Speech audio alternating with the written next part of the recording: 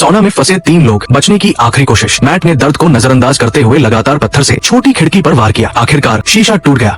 दोनों महिलाएं तुरंत खिड़की की तरफ दौड़ी और तेजी से ताजी हवा को गहरी सांसों में भरने लगी। अब तीनों मिलकर बाहर बैठे शुआई को जोर जोर से बुलाने लगे, लेकिन उन्हें ये नहीं पता था कि शुआई इस समय नशे में धुत होकर सोफे पर बेसुध पड़ा हुआ था। ताजी हवा के आने से तापमान थोड़ा कम हुआ, लेकिन मैट जानता था कि जैसे ही तापमान नीचे जाएगा सोना का हीटर फिर से चालू हो जाएगा। कुछ ही देर में गर्मी दोबारा बढ़ने लगी। ऐसे में मैट ने एक तरकीब सोची। वो एक पत्थर को तौलिए में लपेटकर खिड़की से बाहर फेंकना चाहता था ताकि दरवाजे को जाम करने वाली चीज को हटाया जा सके, लेकिन ये तरीका पूरी तरह से बेकार निकला। अब अन्ना ने गुस्से में आकर तापमान नियंत्रक थर्मोस्टेट को तोड़ने की कोशिश की ताकि हीटर बंद हो जाए, लेकिन मैट ने उसे रोक दिया क्योंकि अगर सिस्टम खराब हो गया तो हीटर पूरी क्षमता से चलने लग सकता था, जिससे वे और भी जल्दी जल सकते थे।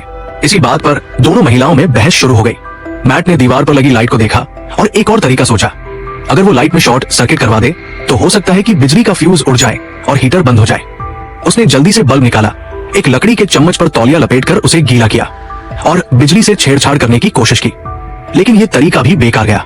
लाइट और हीटर अलग अलग बिजली लाइनों से जुड़े थे। इसी कोशिश में मैट को हल्का करंट भी लग गया और वो जमीन पर गिर पड़ा। अब सोना में अंधेरा छा गया और वे तीनों मदद का इंतजार करने लगे। उसी समय घर में रहने वाला हस्की कुत्ता दरवाजे के बाहर खड़ा होकर जोर जोर से भौंकने लगा। ये देखकर तीनों को उम्मीद जगी और उन्होंने सोना की दीवारों को पीटना शुरू कर दिया ताकि कुत्ता समझ सके कि वे मुसीबत में है। हस्की की आवाज ने आखिरकार शुआई को जगा दिया, लेकिन तभी आतिशबाजी का शो शुरू हो गया। जबरदस्त धमाकों की आवाज में सोना से आ रही उनकी मदद की पुकार दब गई। हस्की ने ये देखा तो भागकर अपने मालिक को बुलाने चला गया। घर का मालिक अभी कहीं बाहर था, लेकिन जब उसने अपने कुत्ते को इतना बेचैन देखा तो उसने घर लौटने का फैसला किया। जब वो घर पहुंचा तो उसे दरवाजे पर नशे में धुत शुआई मिला, जो सोना के अंदर फंसे दोस्तों को पूरी तरह भूल चुका था। उसने मालिक को बताया कि बाकी लोग उसे छोड़कर पार्टी में चले गए हैं। मालिक को कुछ अजीब तो लगा, लेकिन उसने इसे ज्यादा गंभीरता से नहीं लिया। हस्की ने निराश होकर जाते हुए उन दोनों को देखा, मानो कह रहा हो कि उसने अपनी पूरी कोशिश कर ली है।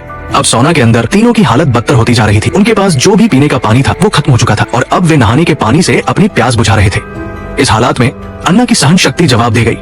उसने फैसला किया कि अब चाहे जो भी हो उसे ऑटोमेटिक टेम्परेचर कंट्रोलर को तोड़ना ही होगा, लेकिन लिसा जानती थी कि ऐसा करना उन्हें मौत के और करीब ले जा सकता है। उसने अन्ना को रोकने की कोशिश की, लेकिन इसी धक्का मुक्की में लिसा का हाथ अन्ना के सिर पर लग गया और अन्ना बेहोश होकर जमीन पर गिर पड़ी। अब लिसा भी पूरी तरह से टूट चुकी थी। वो घबराकर बेहोश पड़ी अन्ना को देख रही थी और उसे समझ नहीं आ रहा था कि अब वे बचेंगे भी या नहीं।